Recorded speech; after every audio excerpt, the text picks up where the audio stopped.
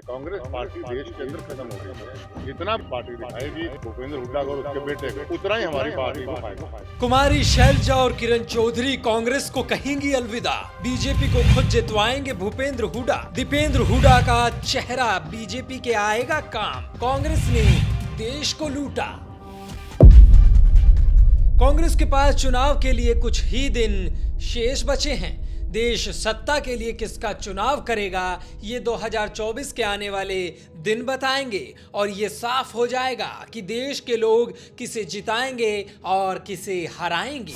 लेकिन उससे पहले राजनीतिक दलों के मसले हल होंगे या और उलझ जाएंगे, ये तो गुटों में बटे नेता ही बताएंगे। हरियाणा कांग्रेस के नेताओं के बीच अलग ही अंदाज में जुबानी जंग चल रही है। एक मंच पर एक ही गुट की पहचान बनाए कांग्रेस जीत के सपने तो देख रही है, लेकिन फिलहाल उसके अपने ही उसके सपने को चकनाचूर करने में लगे हैं। हरियाणा कांग्रेस में गुटबाजी करने वाले नेता आला कमान की शाबाशी पाने को बेताब हैं, लेकिन आला कमान हरियाणा में किसे कमान देगा, इस बात से सभी अनजान हैं। विपक्ष आपके समक्ष करने वाले खुद अपनों की समझ से बाहर हैं। एसआरके वाले अपने रास्ते अलग बनाए हुए हैं। कुमारी शैलजा और किरण चौधरी भी उसी लिस्ट में शुमार है, जिसमें गुटबाजी वाले नेता कांग्रेस की हरियाणा में कब्र खोदने में लगे हैं। भूपेंद्र हुड्डा को खुड्डे लाइन लगाने वाली नीति बनाने वाले ये नेता अपनी ही राजनीति में फंसते जा रहे हैं।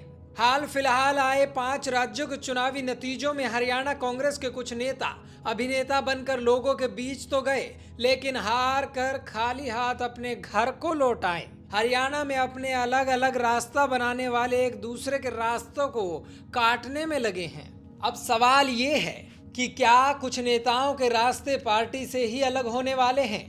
कभी हरियाणा कांग्रेस में अपनी पैठ रखने वाले अब भगवामयी हुए कुलदीप बिश्नोई ने तो किरण चौधरी और कुमारी शैलजा को बातों ही बातों में नसीहत दे डाली और कह डाला कि अब कांग्रेस में कुछ नहीं रखा।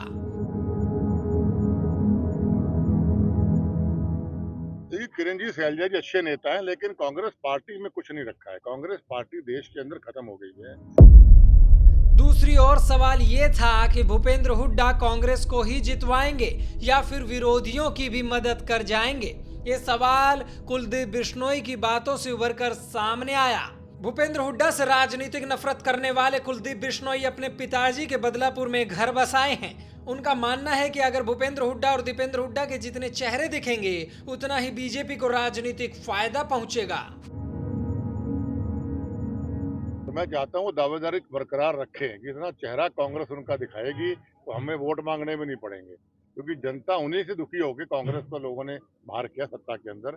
जितना भूपेंद्र सिंह हुड्डा और कांग्रेस पार्टी दिखाएगी भूपेंद्र हुड्डा को और उसके बेटे को, उतना ही हमारी पार्टी को फायदा है।